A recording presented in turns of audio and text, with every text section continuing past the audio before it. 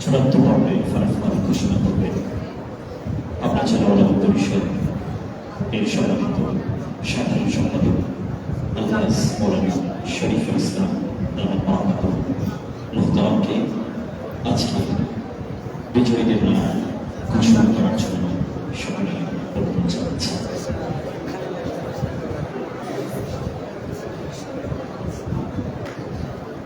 نحمده ونصلي على رسوله الكريم মহান আল্লাহ তাআলার দরবারে লাখো কোটি শুকরিয়া জ্ঞাপন করছি। পাবনা জেলা তিন বিষয়ে প্রতিযোগিতা হয়েছে। উপজেলা পর্যায় থেকে বিজয়ী প্রতিযোগীদের সমন্বয়ে আজকে চূড়ান্ত প্রতিযোগিতা আলহামদুলিল্লাহ সুন্দর সুষ্ঠুভাবে সুশৃঙ্খলভাবে ইতিমধ্যে আমরা শেষ করতে পেরেছি এবং এবছরের সিরাতুন নবী সাল্লাল্লাহু আলাইহি ওয়াসাল্লাম প্রতিযোগিতার একেবারে শেষ প্রান্তে আমরা উপনীত হয়েছি। পাবনা জেলা ওলামা পরিষদ যে লক্ষ্য উদ্দেশ্য নিয়ে প্রতিষ্ঠিত হয়েছে এবং হাঁটি হাঁটি পাওয়া করে আস্তে আস্তে সামনে অগ্রসর হচ্ছে। আজকে এই আমাদের সিরাতুন নবী সাল্লাল্লাহু আলাইহি ওয়াসাল্লাম প্রতিযোগিতা একথা তরবিয়ত তাহজিব তামাদ্দুন তেলাওয়াত কালামে পাক সমস্ত বিষয়ে আল্লাহ তাআলার পক্ষ থেকে উন্নতি এবং অগ্রগতি লক্ষ্য করা যাচ্ছে।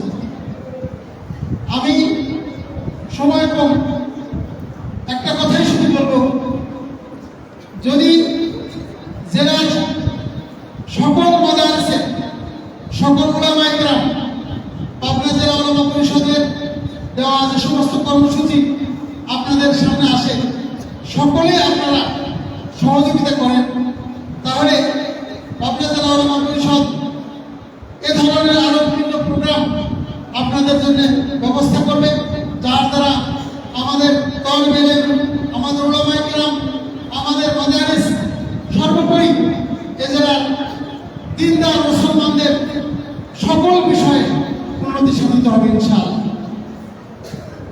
আমরা আমাদের পাবনা জেলা ওলামা পরিষদের পক্ষ থেকে যে প্রতিযোগিতার আয়োজন করেছিলাম, এই প্রতিযোগিতায় এই জেলার সকল মাদ্রাসার সমস্ত আসাতিজায়ে কেরাম, তালিবে ইলম এবং মাদ্রাসার যারা পরিচালনা পর্ষদের সদস্য আছেন সকলের সার্বিক সহযোগিতায় আজকে আমাদের এই প্রতিযোগিতা সাফল্যমণ্ডিত হয়েছে। এজন্য আমি পাবনা জেলা ওলামা পরিষদের পক্ষ থেকে সকলকে আন্তরিক মোবারকবাদ জানাচ্ছি। সর্বোপরি আন্তরিকভাবে মোবারকবাদ জানাচ্ছি জামিয়া আশরাফিয়া পাবনাকে এবং জামিয়া আশরাফিয়া পাবনার সম্মানিত পরিচালনা পরিষদের সদস্যবৃন্দ, মাদ্রাসার মুহতামিম সাহেব, নায়েবে মুহতামিম সহ সকল আসাতিজায়ে কেরাম এবং মাদ্রাসার সকল আজিজ তালাবা, ওলামা পরিষদের সকল কর্মকাণ্ডে সবসময় তারা সার্বিক সহযোগিতা করার কারণে আজকে ওলামা পরিষদ এ পর্যায়ে এসে দাঁড়িয়েছে। এই জন্য আমি মোবারকবাদ জানাচ্ছি জামিয়া আশরাফিয়ার সকল শ্রেণীর সকল ব্যক্তিবর্গ। আল্লাহ তাআলা যেন এই জামিয়াকে কবুল করেন।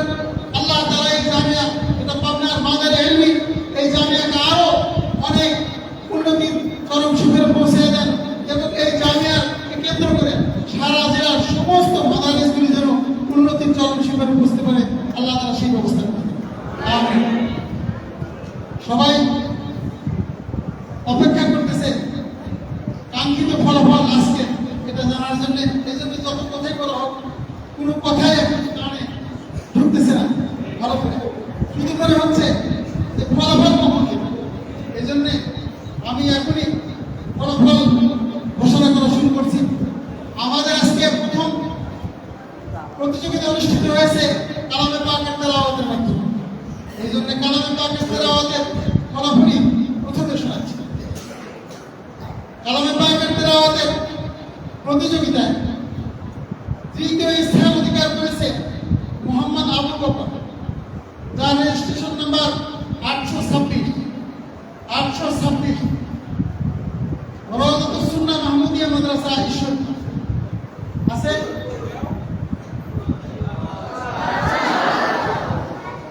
এ বিষয়ে দ্বিতীয় স্থান অধিকার করেছে মোহাম্মদ হুসাইন আহমদ। মোহাম্মদ হুসাইন আহমদ, তার রেজিস্ট্রেশন নাম্বার 48। কোন মাদ্রাসা হতে পারে? মাশাআল্লাহ, জামিয়া আশরাফিয়া। তেলাওয়াতে কালামে পাক এ বিষয়ে প্রথম স্থান অধিকার করেছে ইনিও মোহাম্মদ হুসাইন আহমদ। তার নাম মোহাম্মদ হুসাইন আহমদ, রেজিস্ট্রেশন নাম্বার 1165। আলহাজ মুক্তাজউদ্দিন সুলেমানি বেগম, হাফিজিয়া মাদ্রাসা আটঘড়ি।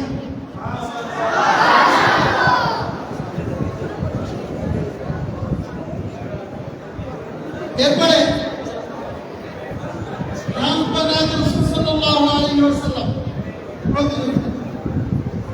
এ বিষয়ে আমাদেরকে যারা রামপানাতকে মুক্ত করেছেন তাদের মধ্য থেকে তৃতীয় স্থান অধিকার করেছে আজকের এই প্রতিযোগিতায় মোহাম্মদ রেজওয়ান। মোহাম্মদ রেজওয়ান, তার রেজিস্ট্রেশন নম্বর 2369।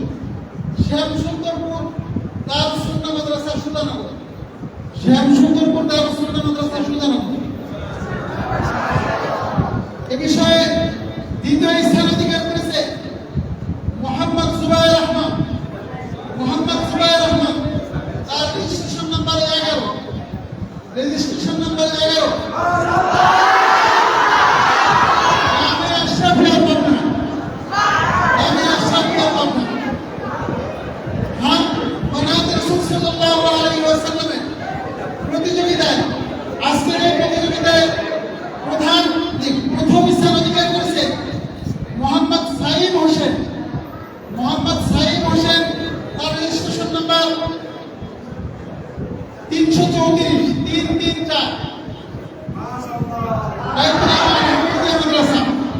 বাইতুল আমাইন হাফিজিয়া মাদ্রাসা। এই ছেলেটা 35টি প্রতিবন্ধী, তাকে ধরে আগায় দাও।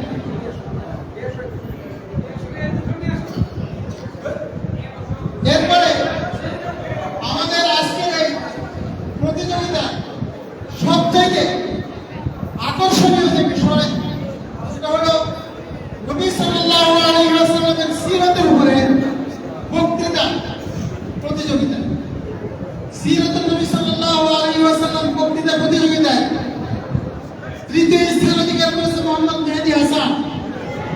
মোহাম্মদ মেহেদী হাসান, রেজিস্ট্রেশন নাম্বার 59। জামিয়া আশরাফিয়া পাবনা।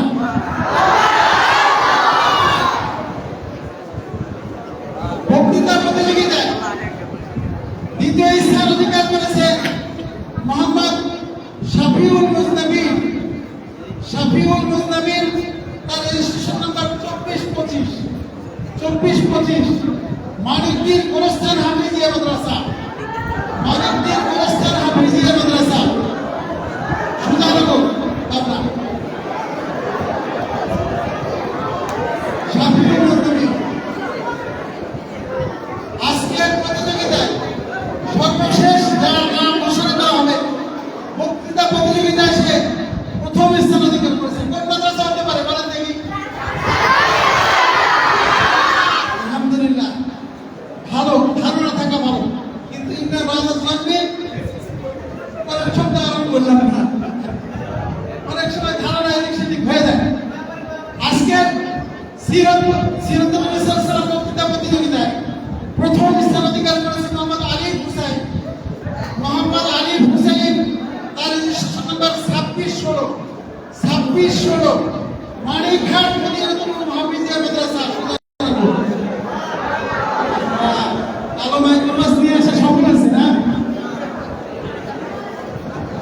আলহামদুলিল্লাহ, আজকের এই উৎসবমুখর প্রতিযোগিতা এই ছিল আমাদের চূড়ান্ত ফলাফল। যারা চূড়ান্তভাবে বিজয়ী হয়েছে তাদের পুরস্কার আজকে আমরা দিতে পারছি না।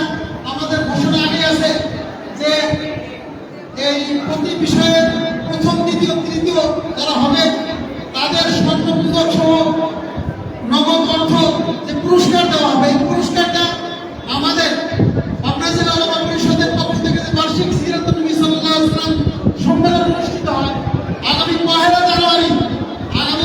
জানুয়ারি, রোজ সোমবার,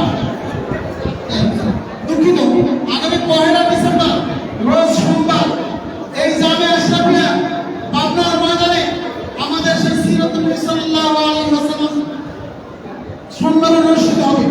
যেই সম্মেলনে আমাদের প্রধান অতিথি থাকবেন পাকিস্তান হতে আগত সৈয়দ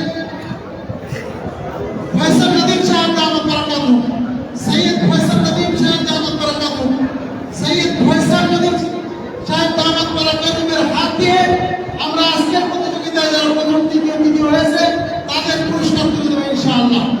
আল্লাহ তাআলা সকলকে ওই সম্মেলনে উপস্থিত থাকার তৌফিক দান করেন এবং সারা বাংলার সকল মাদ্রাসা, সমস্ত আসাতিজা ইকরাম এবং তালিবে ইলম এবং মাদ্রাসার শুভাকাঙ্ক্ষী, মাদ্রাসার কমিটির সদস্য যারা আছেন সকলকে নিয়ে সকাল 10টার মধ্যে জামিয়া আশরাফিয়ার ময়দানে উপস্থিত হওয়ার জন্য ওলামা পরিষদের পক্ষ থেকে আপনাদের সকলকে